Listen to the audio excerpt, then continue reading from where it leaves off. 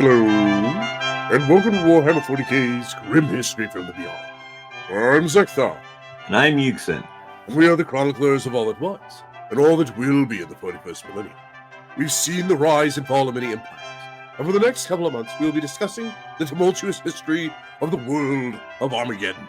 That's right, Zekthar, and this week we'll be discussing Gazgul's second invasion of Armageddon. Indeed, but before we start, I found a few more Space Marines from Terra. Cool beans! Okay, real quick. Last week, I couldn't remember what the World Eaters were originally named. And as I was looking that up, I found another name for the Dark Angels, and that would be the Angels of Death, which is, I believe, anyways, what they pretty much call the Astartes now, right? All of them. It's just a slogan for all of them. They are his Angels of Death. It depends. Okay, well, anyways, the World Eaters were originally named the Warhounds, and Karn was actually one of the very first ones to join up. It does appear, though, that the Terran's origins, the Warhounds, showed no particular bias as to the techno-barbarian tribe or city-state from which the initial influx of recruits were taken from. There have been some circumstantial evidence, though.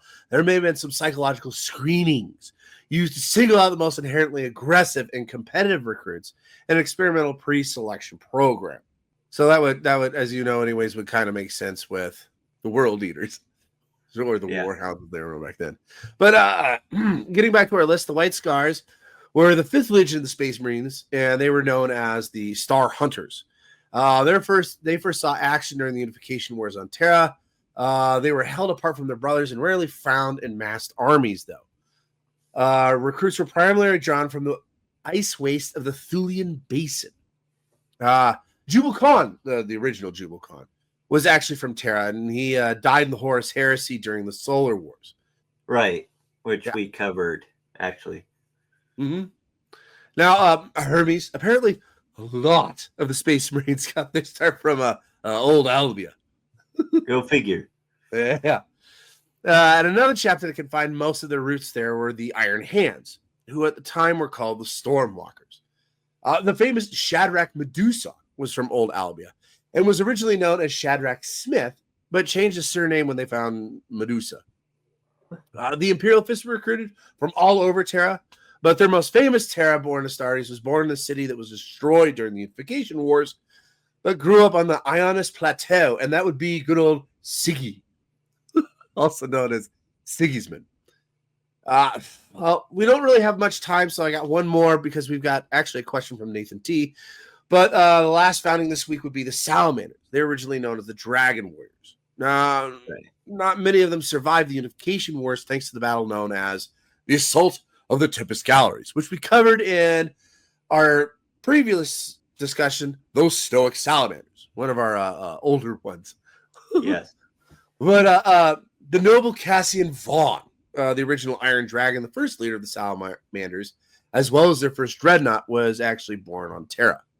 Next week, Hermes, I'll try to get some more of these guys in, but that's kind of all the time we got for today. Yukson, what was Nathan T's question? Nathan T's question was, couldn't some of the Dark Angels be considered some of the oldest two being around since the Unification War, since, well, they were the first Legion as they cleaned out Terra for the Emperor in the final days of the Unification War? Or am I missing something? Well, the Dark Angels are considered the first Legion, which because they are number one. And they were, if I recall right anyways, the first that were engineered. Now that can be argued because there's, the 20th Legion could have been done first too. But dang it, Alfarius, he's back to ruin our questions again. But without that, anyways, the thing that you're missing is that while they were part of, anyways, the final Unification Wars, at that point, anyways, all the Space Marine foundings, anyways, had been made. The original 20 had been made on Terra. Right. So when you're talking about the oldest, yes, you could have some of those guys from Terra that were older that were from the Dark Angels, but they would be maybe like a few months older, maybe a year, kind of thing. It's and age-wise, anyways, they're not really. It's not like thousands of years of difference. It's not like, between the first and second foundings. Or like the time span between the different Primarchs being found. That sort of time span. Precisely, yeah. So, and in fact, actually, the first Primarch found wasn't even a Dark Angel. It was Horus. Right. And in fact, wasn't even the second one. Second one was Russ. It was Lehman Russ, yeah. I can't remember which order he was found.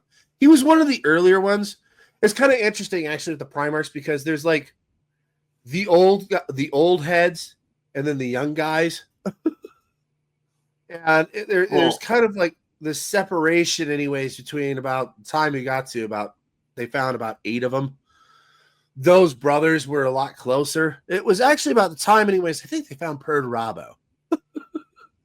He was kind of the first one that they were all kind of like, yeah, we don't really like this guy. Well, of course, saying Horus is first is possibly a lie. Well, yeah, Alfarius, yeah, foiled us again. But hopefully that answers your question. They were, like I said, anyways, they did help clean out Terra, but the other legions did. I would actually recommend Nathan T to go back and listen to our one, anyways, on those Stoic Salamanders, because we actually kind of go into depth on one of those original battles on the Unification Wars, known as the Assault on the Tempest Galleries. Well, anyways, thank you, Nathan T, for your question. If you or anybody else has any other questions, don't hesitate to put in the comments, and we'll try to answer them on a week-by-week basis. Now, to get to our main part of our program, Vox here, where are we starting? Well, we're starting back on good old Armageddon. And perhaps we weren't clear as to why Armageddon is actually so important to the Imperium. I mean, we've mentioned anyways that they're kind of an industrial hotspot, but we never really kind of explained it. So, like I said, we mentioned it's an Imperial hive world in the Armageddon sector of the Segmentum Solar, so that means it's close to Terra. But what we haven't mentioned is that it's got an estimated population of somewhere between 100 and 500 billion people. Wow, that's quite the spread. Well, I think that's because it's been a landscape of war since Gasgul's return, and the numbers have fluctuated quite a bit because of that. Naturally, but what was its population before Gasgul's return? Well, that would be somewhere between 450 and 500 billion. It's closer, but that's still quite the spread. Well, I think the reason for the flux is because the planet is also a massive trade and industrial center that makes it a vital part of the Imperium, particularly for the tightly settled worlds of the Segmentum Solar, as we mentioned, the very heart of the human settled space. Now, the Third War for Armageddon began exactly 57 standard years to the day after the start of the Second War for Armageddon in 998.M41. And it saw the return of the Orc hordes Armageddon under the control of the infamous warlord Gazgul Mag Uruk Thraka. But he brought friends who brought hordes of orcs as well. 3 orc warlords who couldn't resist a good scrap, and they were the great despot of Draggruk, Urgok the Unstoppable, and the Overfiend of Octarius. Now, I kind of have to stop here real quick. So, correct me if I'm wrong, Euxin, but the Overfiend of Octarius, that's actually a title that just changes, kind of like the Arch Arsonist or Arc Arsonist of wherever he's from, where it's actually, I can't remember where he's from. The guy from Rin's world. But it's the concept, anyways, of whoever runs that war, that's their title. Yeah. So, okay, so this guy, Cheridon, by the way. What's that? I want to say it's the Arc Arsonist of Cheridon. I want to say. Okay. Thank you. But so this guy, anyways, the Overfiend of Octarius.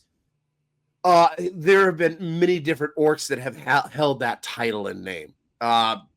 We tried looking to see what this guy's actual name was, and we couldn't really find it because, as you know, anyways, we did end up actually finding it. Oh, did you find it?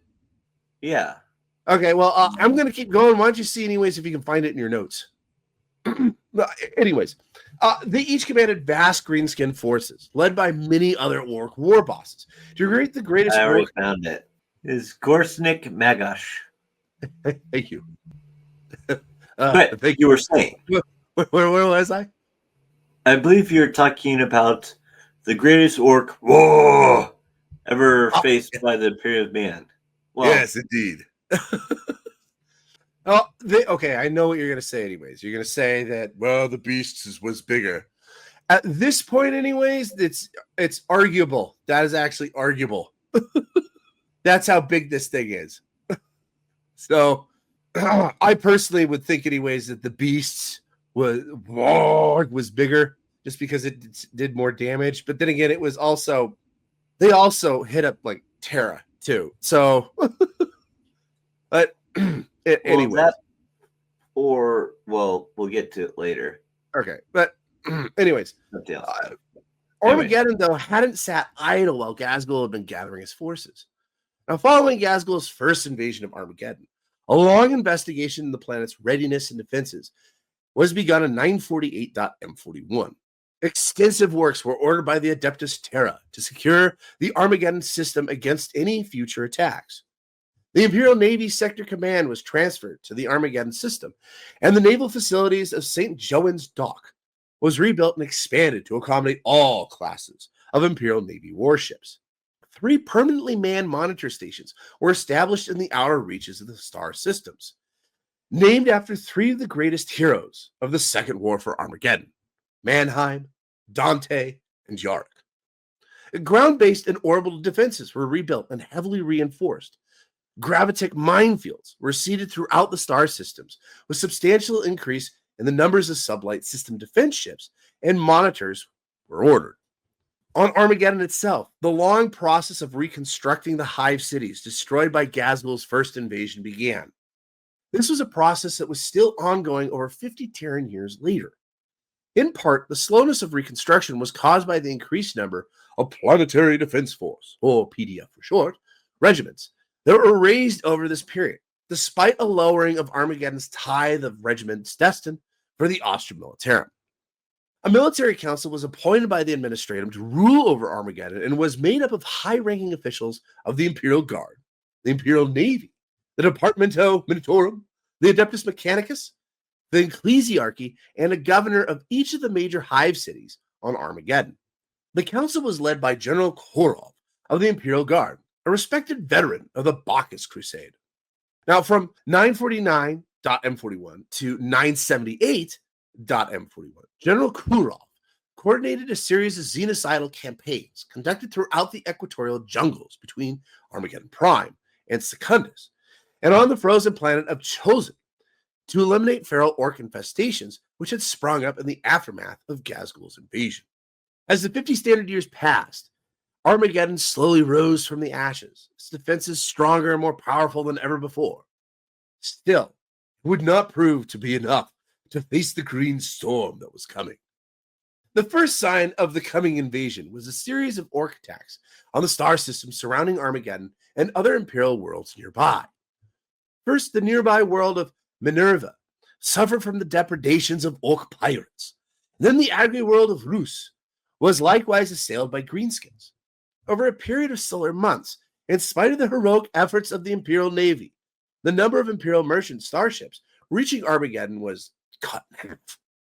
Someone seemed to understand that the Imperial forces in the sector were bound by the need to guard the Armageddon system and were not free to patrol the rest of the sector as freely as they normally would. Almost immediately, the orc pirate raids grew into assaults on Imperial outposts and then into attacks against lightly held Imperial colonies. Soon, the first full-scale planetary invasions began. 24 Imperial worlds came under attack from orcs in as many hours, and the astropaths of Armageddon received constant reports of yet more orc invasions and atrocities. Every consultation of the Emperor's Terrets prophesied only enormous amounts of bloodshed to come and a sign of the beast resurgent. Rumors spread that Ghazghkull was returning to have his vengeance, and soon even the most obstinate administratum adept could no longer deny that an orc woog of gargantuan proportions was engulfing the entire Armageddon sector of the Segmentum Solar. of the Imperial Navy's Task Force Trajan was presumed lost battling the Orcs in the Dresdena system. General Kurov sent an astropathic call for assistance to nearby Austro-military regiments and Space Marine chapters to come to the defense of Armageddon once more. Now, on the day of the Feast of the Emperor's Ascension in 998.M41, which to the day was 57 years after the first Orc invasion, augur psychic probes registered a massive disruption in the warp as an Orc fleet emerged back into real space, and Gaskell's green-skinned horde descended on Armageddon once more. An alert from the Imperial Monitor Station, Dante, was cut off in mid-transmission as the Orc starships swept past in their hundreds upon ramshackle hundreds. The Monitor Station's final Vox reports indicated that an Orc fleet was moving into the Armageddon system, comprising 50 Orc cruisers and over 300 escort vessels, accompanied by at least 4 Space Hulks. The Imperial forces of Armageddon were placed on full alert, and 7 Imperial Navy cruiser squadrons, led by the Apocalypse-class battleships His Will and Triumph, departed St. John's Dock in geostationary orbit of Armageddon within 24 hours of the first reports of the Orc invasion. The Imperial fleet, under the command of Admiral Peril, entered battle 5 days later, catching the lead elements of the Orc fleet in an ambush around the high-gravity world of Pellucidar. 60 Orc attack ships were blasted out of the vacuum by Imperial fire in the initial engagement, but at the loss of a single Imperial starship. Then Admiral Peril's vessels were engaged by heavy squadrons of Orc kill cruisers and swarms of fighter bombers, racing ahead of the main body of the Orc fleet. The Imperial starships fought valiantly, their weapon batteries pounding the crude Orc vessels into scrap, ravening lance beams, incinerating wave after wave of fighter bombers. Nevertheless, the Orc fleet outnumbered the Imperial defenders of Armageddon by 6-1, and the Imperial starships were gradually pushed back. The Orcs made suicidal runs against the Imperial gunners with unbridled ferocity, losing a dozen of their ships in exchange for a single Imperial vessel. At the height of the engagement, Admiral Peril received calm bursts from the Yerrick and Mannheim monitor stations, warning that 3 more entire Orc fleets were entering the edges of the star system. At the exact same moment, the Triumph was hit by the combined firepower of 5 Orc kill cruisers, and crippled by this heavy fire and mass Orc teleport boarding attacks. Realizing that his duty lay in preserving the Imperial fleet from what would be a protracted conflict, Admiral Peril reluctantly gave the order for a general retreat. The doomed Imperial monitor stations were overwhelmed by the Orcs a few hours later. By their last count, the combined Orc fleets entering the Armageddon system numbered in excess of 2,000 starships and at least 12 Space Hulks, the largest number of Space Hulks ever to sail a world of the Imperium in its 10,000-year history. Admiral Peril, his command reduced to just 5 squadrons of cruisers and a single battleship, could do little more than mount hit-and-run attacks against the massive Orc armadas as they moved in system. Imperial forces would later arrive, and then Peril hoped that the Orc command of space could be challenged with more of a chance for success. As they waited, Peril's escorts and light cruisers harried the Orcs as best as they were able, distracting and drawing off their foe into traps and gravitic minefields. Surprisingly, the Orcs did not turn aside to capture the orbital St. John's Dock. Instead, they bombarded it for 6 days as the Orc fleets moved past, enlivened by repeated attacks from Imperial assault boat squadrons. Orc warriors succeeded in establishing themselves throughout the lower sections of the docks, and though the facility remained under Imperial control, it was rendered virtually useless as a dock for warships by damage from the bombardment and constant Orc raids. Only the arrival of 2 inquisitorial Ordo Xenos Deathwatch Space Marine kill teams later in the campaign succeeded in driving the Orcs back to the isotope storage pits at the base of the orbital station. Now, in the final few solar weeks before the Orc forces landed on Armageddon proper, the planet was in a frenzy of activity. Imperial Titans powered up their ancient plasma reactors and took up defensive positions around the hive cities. Imperial Guard regiments were mustered and dug in. Space Marines from over 25 chapters moved into the mountains and wastelands to prepare to face the Greenskins. Imperial merchant vessels were commandeered and used daily in run supplies and reinforcements to the planet through the besieging Orc fleet, despite the risk. Yet, the very last transport to touchdown carried a legend to the people of the world. The old man himself, Imperial Commissar Yarick. The population cheered as for the first time in 20 years, Yarick stepped foot on Armageddon. The Commissar met the military council that governed Armageddon that night and advised them on Gazgul's most recent tactics and strategies, and warned against underestimating the powerful Orc warlord's abilities. General Kurov had always been renowned for his judgment of men in battle, and he was deeply impressed by Yarick's drive and intelligence. He requested that Yarick take over the leadership of the military council for the duration of the crisis, and to the general's relief, the Commissar agreed. While a great honor, this means Yarick will not take up a lot of our story because he won't have much time to get some serious crumpet in. What with his leading the whole war and all. Really? He doesn't get to scrap it all? Well, I didn't say that. Yarick did get into it when he led some Cadians to attack some rocks. Rocks? Oh, pardon me, not rocks. Rooks. Ah, now I get it.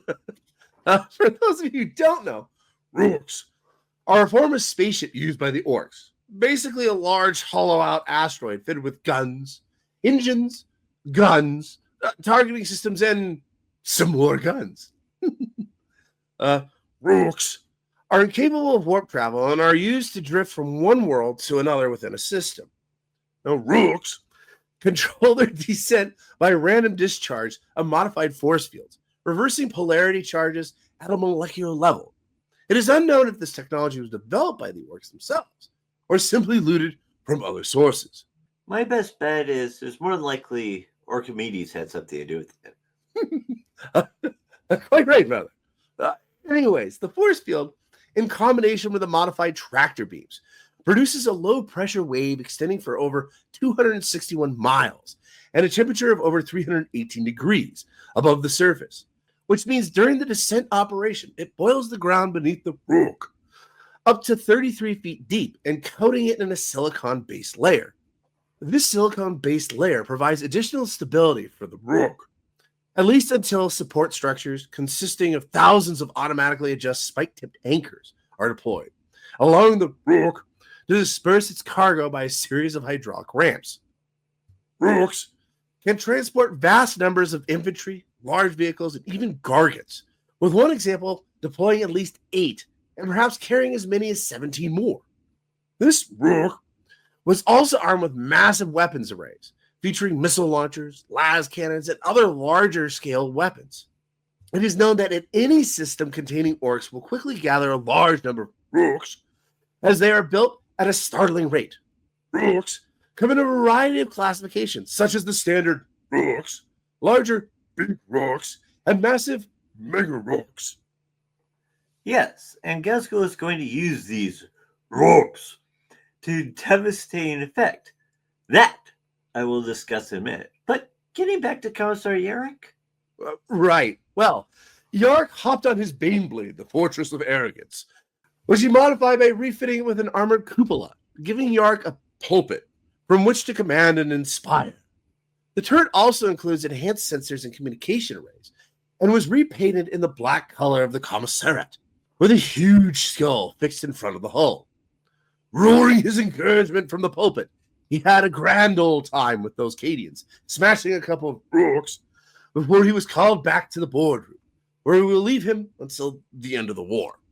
But speaking of Yarick, what's his arch nemesis up to during this time? Yuxin? Well, those who had hoped that the powerful orbital defenses of Armageddon would keep the Orcs at bay were soon proved to be hopelessly in error. The orbital battle raged for 3 full days and 2 terrible nights. But by the dawn of the third day, the skies of Armageddon were filled with the trails of orc landing pods and the incandescent streaks of their attack craft carving runnels through the clouds. Hive Hades, still a ruin following the previous conflict, was the first to fall. In an act of vengeance, Gazgul chose not to fight again at Hades.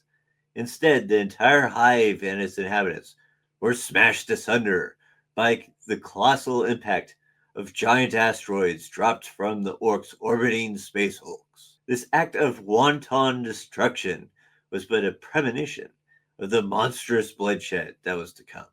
As the fires of Hades' destruction lit the eastern horizon, the first orc drop legions clashed with the Imperial defenders near Vulcanus, Acheron, and Deathmire.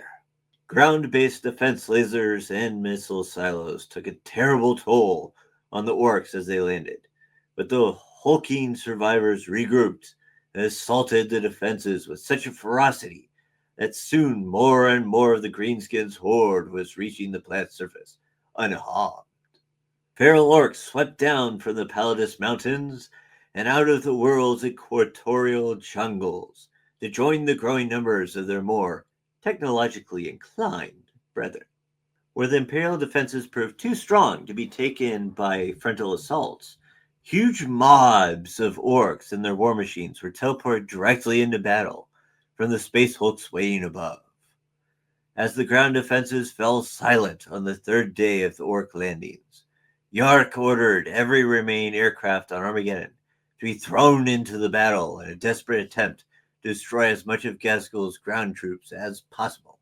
The sodden yellow skies over volcanic Armageddon became interwoven with the twisting trails of thousands of orc fighter bombers and Imperial thunderbolts and furies, as massive dogfights proceeded with maniacal fury.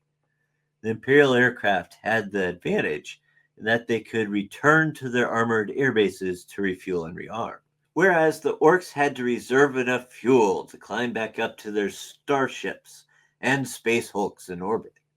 Yet, the orcs soon secured ground bases, and their battle turned against the brave Imperial pilots, as the sheer number of orc aircraft was brought fully to bear upon them. As the aerial battles reached their climax 5 days after the orc landings, Hive Acheron fell to the orcs without warning, captured by treachery within. Reports spoke of the Hive City's power grid being sabotaged, and the orcs boiling up from secret access tunnels at the very heart of the great arcology.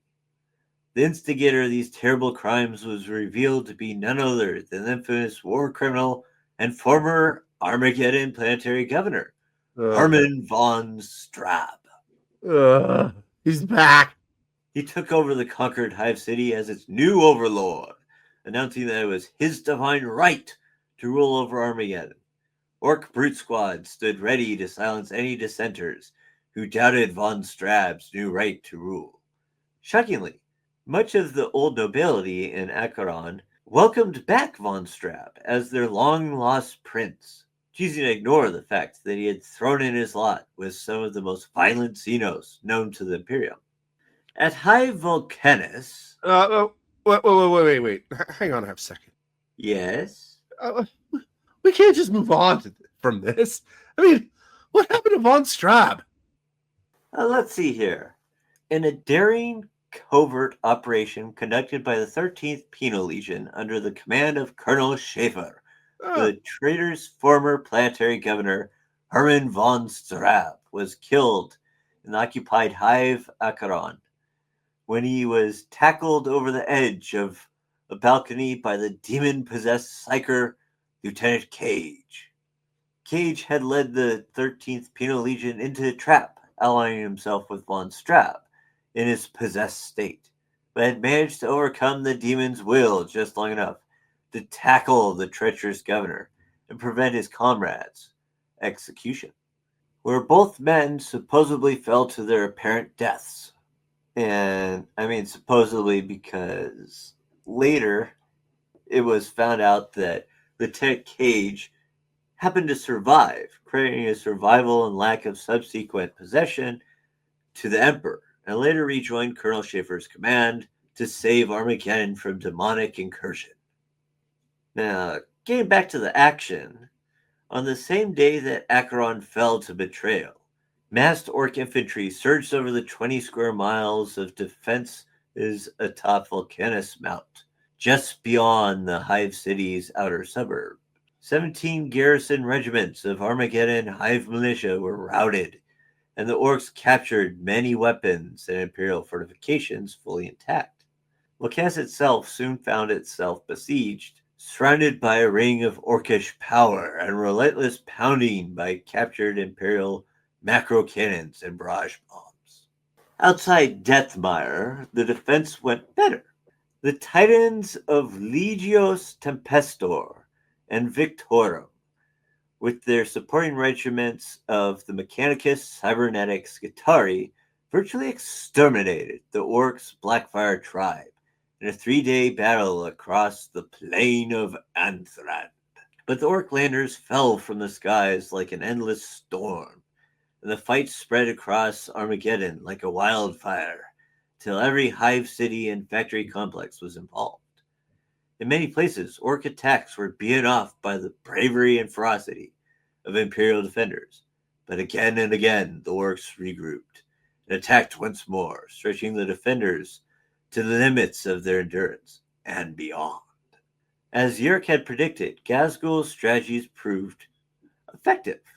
The Orcs kept an iron grip on Armageddon's airspace, orbital bombardments, and fighter bombers pounded Imperial forces wherever they tried to form a coherent battle line, pinning them in place, while further Orc infantry landings were made to surround them.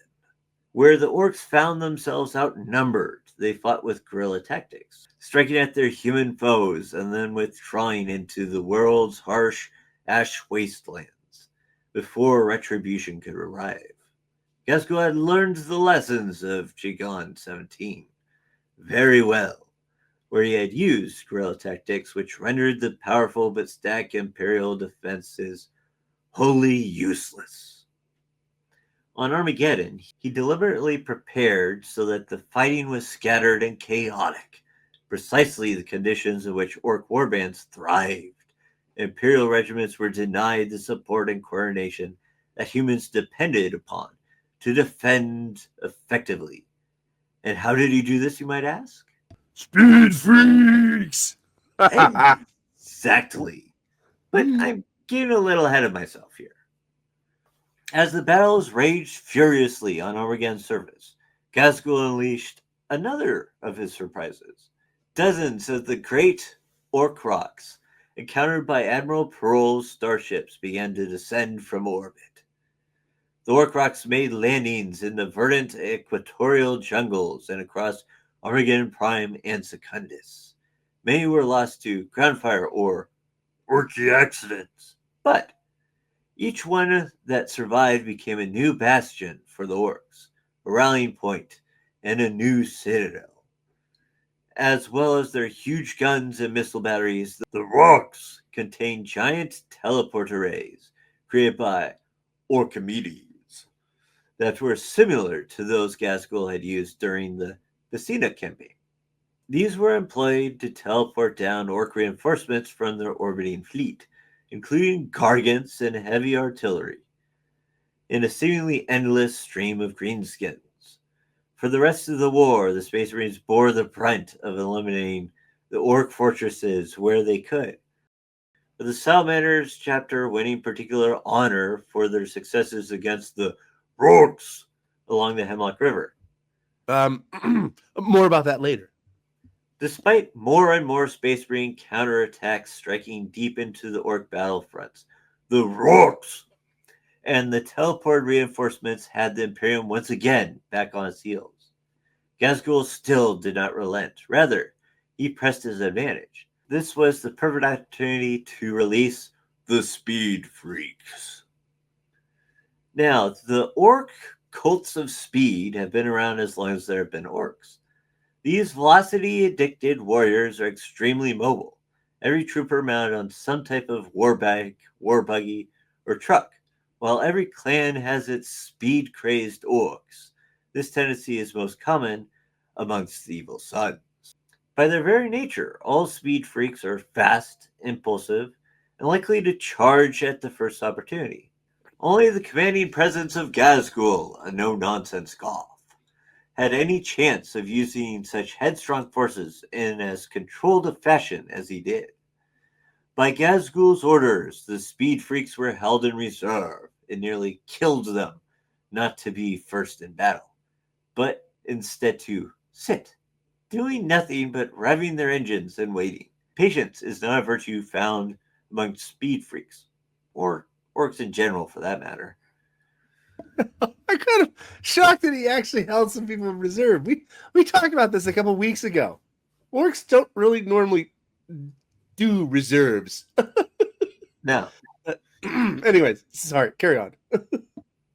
yet Gaskell had been quite adamant in making his case. Make it, in fact, with his adamantium-plated head, by turning the wayward evil son's warlord, Gerbhag, and his custom bike into a bloody scrap heap of broken parts. It had been a convincing argument. Only when the special teleporter mobs had been sent to punch holes through the enemy lines were the speed freaks set to loose. Able to exploit the tiniest gaps between battle lines, the speed freaks raced off in long columns. Where they needed to widen the path, the warbikers blazed away with their weapons, unloading a storm of shot that scythed down Imperial Guardsmen in wide arcs of red ruin. Speed freaks are known to sacrifice armor for speed, but in true orc fashion, their bikes and light vehicles never skimp on firepower, bearing more weaponry than any sane creature would expect upon such light frames. Across Armageddon Prime and Secundus, roving bands of speed freaks tore over the open plains of Ash Desert, with names like Red Wheels, Burning Death, and Slashers. Each war horde of speed freaks was made up of dozens of smaller war bands. The clouds of dust they kicked up as they accelerated across the barrens rivaled the toxic outflow of the gargant big mobs, which spewed exhaust fumes that could be seen from outer space. Focused on the myriad battles spread across the sprawling continents, few of the Imperial officers had time or technical acumen enough to contemplate the big picture. Most would have denied that the orcs even had a plan, pointing to the scores of assaults scattered across the vast planet. They saw the orcs attack more as an anarchic mess than as a planned battlefront. Of course, they were mistaken. Gazgul orchestrated the fighting on Armageddon, and it was his tactical genius that designed the deadly combination that was winning the war. The scattered rock landing sites had created strong points from which orc armies gathered, and they also served as homers on which the teleporters could lock and beam down a steady flow of reinforcements. It was necessary for the Imperium to concentrate their attacks upon these sites, leaving them vulnerable to the lightning assaults of the speed freaks. Even as the forces of the Imperium moved to eliminate the threat of the Rorks, they found themselves being hunted. Fast and hard-hitting speed freak columns wreaked havoc upon Imperial forces in the open plains, weaving in and out of different formations and launching daring hit-and-run attacks. Zagabos Skargrim, notorious leader of the Burning Death speed freaks, encircled and destroyed entire regiments of Imperial Guardsmen. The Burning Death were well known for their love of fire, and the trapped humans were herded into large groups, setting up massed scorcher runs that lit up the night skies. Streaking above the ash wastes, air wings of Dakajet and Burna bomber squadrons acted as mobile artillery for the speed freaks. A fierce competition between air and ground forces began, with each side striving to kill their target before the other could join the battle. Many friendly fire incidents were not accidental, but the deliberate results of overly frustrated rivals who arrived on the scene to discover their foes already destroyed. The Imperium's focus and counterattacks were wholly fixated on the Orc Rocks and the Speed Freaks, warbands that wove manually out of their reach. At this stage in the battle, Ghazghkull deemed the time was ripe to attack the Hive cities. The Warbots personally led the many hordes on the route to attack Hyven Funis.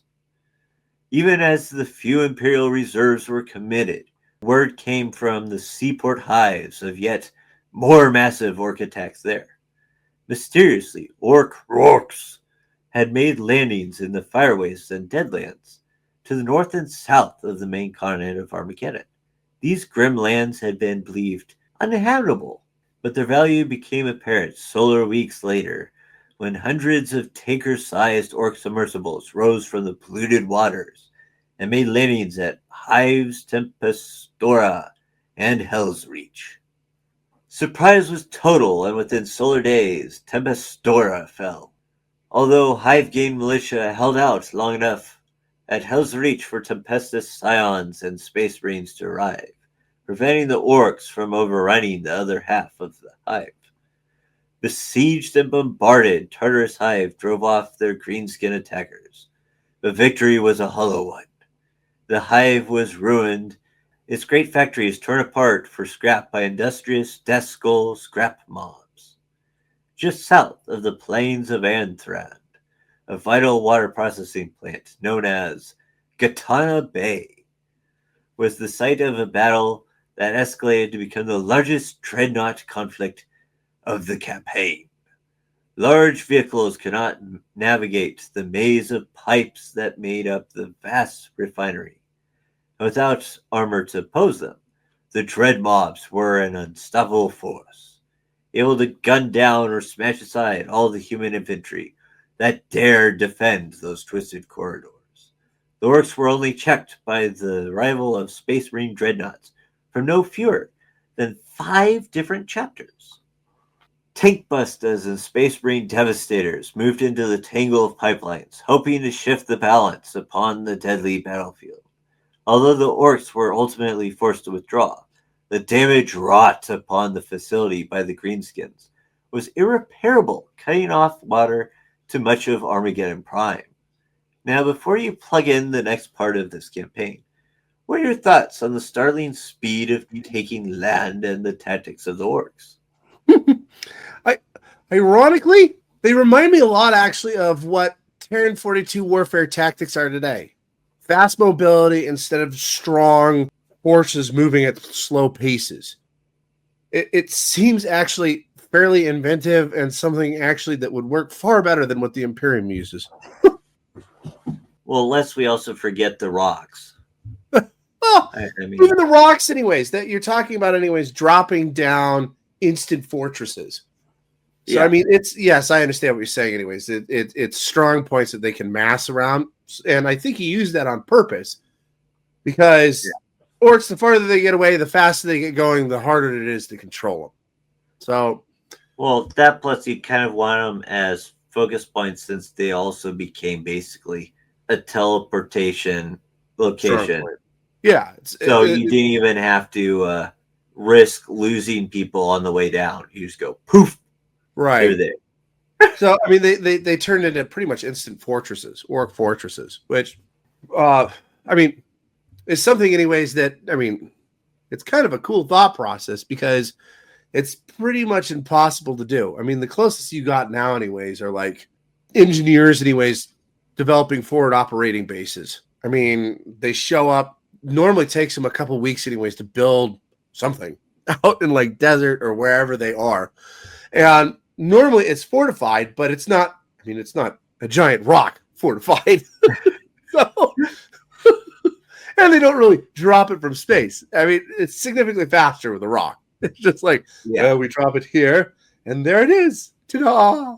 You know, I think, anyways, that quite frankly, if once this is all done, anyways, on Armageddon, and we'll get to that here in a bit, but if humanity could actually suck up their pride a little bit and look at reverse engineering some of these tactics, they could conquer the galaxy.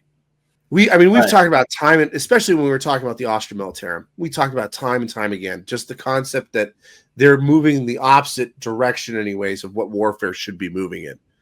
Right. Instead of getting faster, they're getting slower. instead of small teams that can be moved anyways and use creativity and move anyways in different directions, they're using large blocks and huge formations. Yeah. I mean, it's not working. You need a better plan. And quite frankly, Casgul has actually given them a better plan. Will they ever use it? Of course not. These are orcs. They don't know anything about planning. Sometimes I just hate the Astral term. But what are your thoughts? That's my 2 cents. What is your thoughts? Well, I agree with you in a lot of the cases. I think that, like I said, one of the benefits was, I mean, it took them a while to create the rocks originally, but, having like a pretty much instant fortress that you can constantly pump out your warriors from, that's a pretty big advantage. I got to interject here a little bit anyways. I don't know if it really took them a long time to actually make the rocks either, though. I think it was just they were sitting on a ship and one of the orcs said to the other one, "Ooh, I like that one." That's an asteroid goes flying by and they beam it close to their space Hulk and they have a bunch of people just like carve out the middle of it. I mean, that's pretty much what an orc rock is, right? Well, you mentioned that it also had like certain things attached to it, like that silicone thing and the. Those are just like decals. It's like, ooh, we painted it, Never, orcs wouldn't paint something. Well, they would. I wonder why they didn't paint them red. Maybe they were worried that they would go too fast. They would go through the planet.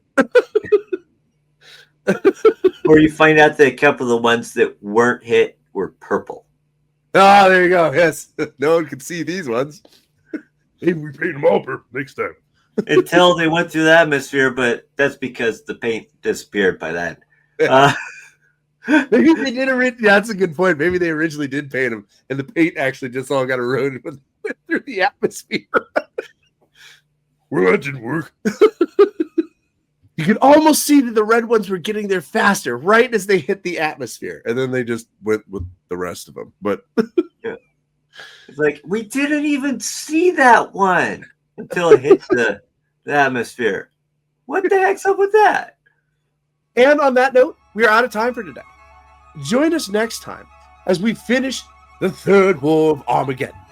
More importantly for you, Andarchy, the Black Templars are coming into this one. Fantastic. But if you enjoyed our little show, could you please be so kind as to push that subscribe, like, or follow button? And if you wish to help us expand our work on 40k lore, by all means, support us by joining our membership program on our YouTube channel, Tales of Asheraka. Yes. And most importantly, have a great day. And until next time, this is Ekthar And Yuxin. signing off.